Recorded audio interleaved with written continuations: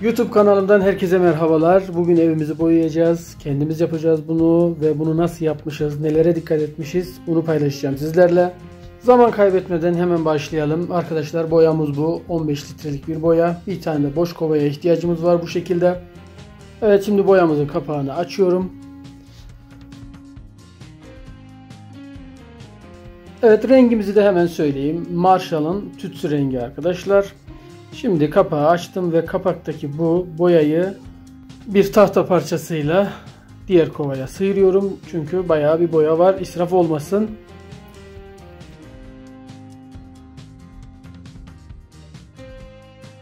Ve şimdi boyamızın yarısını diğer kovaya aktarıyorum.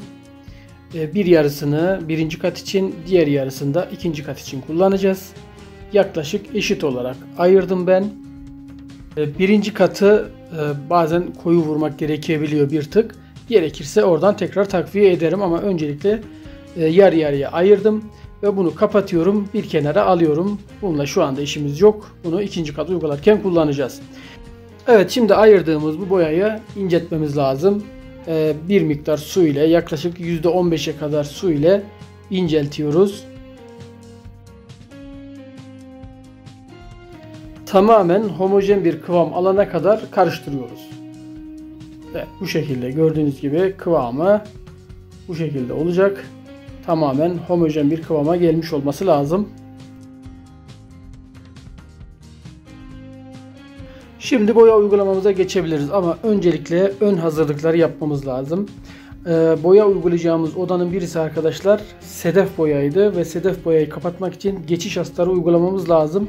Bununla ilgili detaylı bir video çektim ama sizler için de, bu videoyu izleyenler için de kısa bir açıklama yapacağım.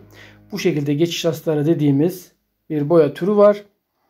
Bir boya türünden farklı bir boya türüne geçiş yapacaksanız bu geçiş astarını uygulamamız gerekiyor. Bunu da aynen boya uygular gibi %10 oranında inceltiyoruz ve uyguluyoruz arkadaşlar.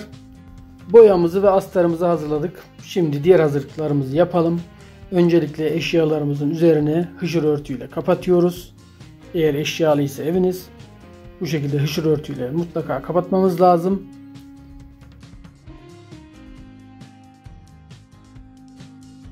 Süpürgelikleri de mutlaka arkadaşlar maskeleme bandıyla bantlıyoruz. Çünkü süpürgeliklerin üzerindeki kaplama çoğunlukla kağıt olur ve ıslandığı takdirde bozulacaktır.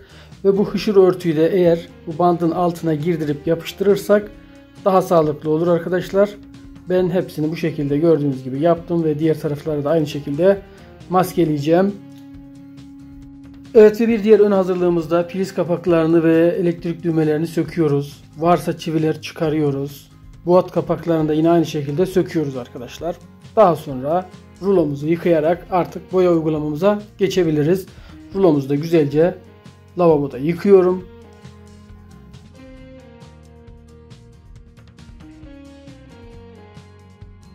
Güzelce yıkadıktan sonra boş bir duvara bu şekilde sürterek rulomuzun kurumasını ve üzerindeki suyu atmasını sağlıyoruz.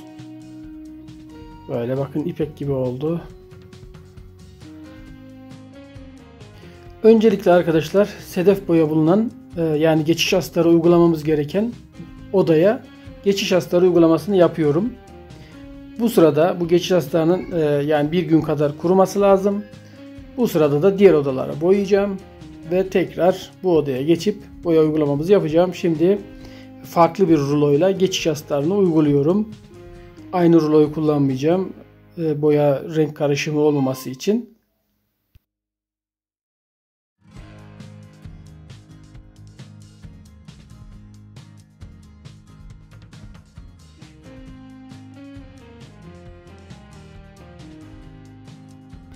Evet, bu odaya geçiş astarımızı uyguladık. Şimdi bunu kurumaya bırakıyorum ve diğer odaya gidip boya uygulamamıza başlıyorum.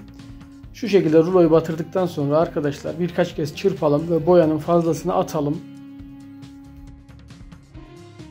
Önce rulomuzdaki boyanın fazlasını üst tarafa yediriyoruz bu şekilde bakın. Daha sonra yukarıdan aşağıya boyayı tüm duvara yayıyoruz ve bu şekilde boya işlemimizi yapıyoruz arkadaşlar. Aslında bu kadar basittir. Korkacak bir durum yok.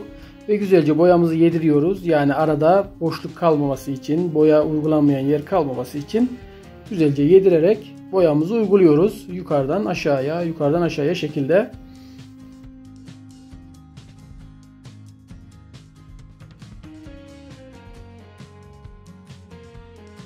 Boya uygularken kestirme boşluklarını bırakıyorum. Özellikle tavanda ve kapı kenarlarındaki boşluğu bırakıyoruz. Yani isterseniz bu kestirmeleri önce yapıp sonra da boyayabilirsiniz. Ama ben bu şekilde alıştığım için önce boyayıp kestirmeyi daha sonra yapıyorum. Evet, bu parmak rulo ile arkadaşlar kapı kenarlarını, pencere kenarlarını ve büyük rulonun yanaşmadığı yerleri boyuyoruz. Aynı şekilde rulomuzu boyaya batırıp fazlasını çırptıktan sonra gördüğünüz gibi dar alanları, kapı kenarlarını bununla boyuyoruz arkadaşlar. Aynı şekilde.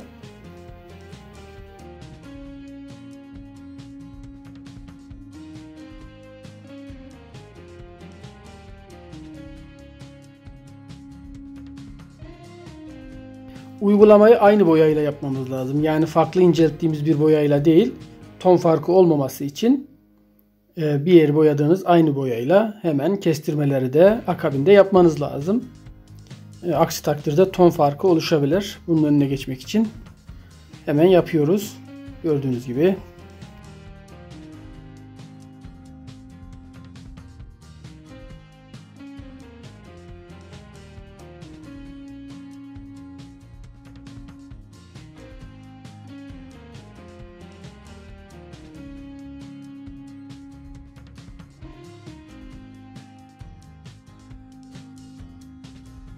Evet, ilk katı yaptım. Bu sırada salonun geçiş astarı kurudu. Şu anda salonun da ilk katını boyuyorum.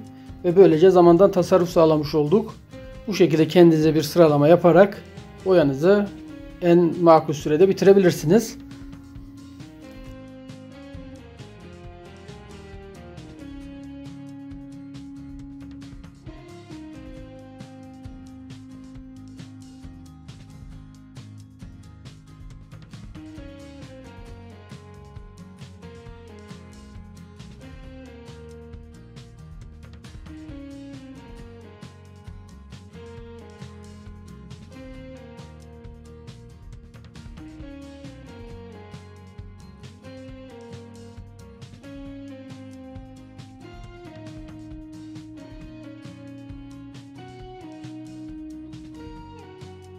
Evet arkadaşlar, ilk kat boyamızı tüm odalara uyguladık. Şimdi tavan kestirmesini yapacağım bu odanın. Bunu nasıl yapıyoruz arkadaşlar? Bunu da kısaca paylaşmak istiyorum. Bunun için bir kestirme fırçasına ihtiyacımız var. Fırçayı boyaya batırdıktan sonra bir tarafını yediriyorum alt kısma. Daha sonra ters çevirip diğer tarafıyla kestirme çizgimizi çiziyoruz bu şekilde. Böyle yaptığımız zaman arkadaşlar tavana taşma olayı minimuma inmiş oluyor. Evet, daha sonra bu şekilde fazla boyaları yayıyoruz. Gördüğünüz gibi kestirmemizi yapmış oluyoruz. Tekrar göstereceğim şimdi. Önce fırçanın bir tarafındaki boyayı bu şekilde yediriyoruz. Böylece orada boya kalmamış oluyor. Bu şekilde yediriyoruz arkadaşlar.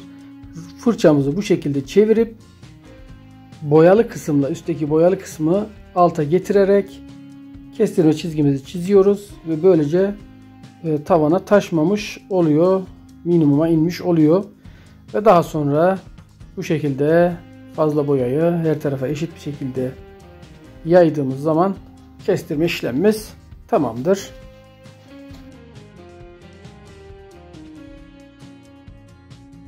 Duvar kağıdı varsa aynı işlemi bu köşede de yapabilirsiniz. Gördüğünüz gibi bu taraftaki boyayı yediriyorum. Çevirip kestirme çizgimizi çiziyoruz. Dikkatli bir şekilde. Ve fazla boyayı eşit bir şekilde yaydığımız zaman kestirme işlemimiz tamamdır arkadaşlar.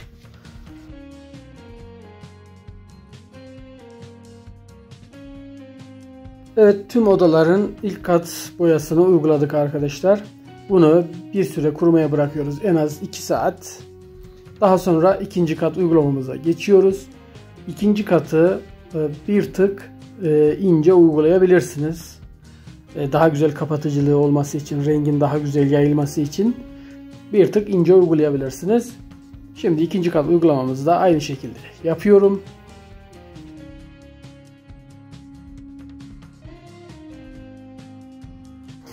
Evet, epeyce bir yorgunluğun ardından, emeğin ardından boyamızı ikinci katı uygulayarak bitireceğiz. İkinci kat tabi nispeten daha kolay olur.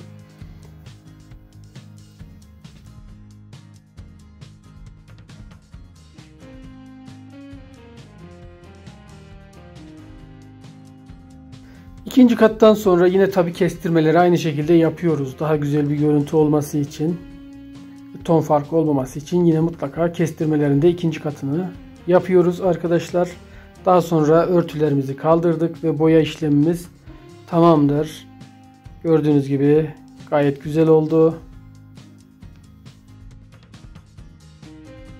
Evet, videomun sonuna geldim arkadaşlar ve şunu da belirtmek istiyorum. Ben boyacı değilim. Sadece kendi boyamı kendim yapmış oldum ve bunu sizlerle paylaşmak istedim.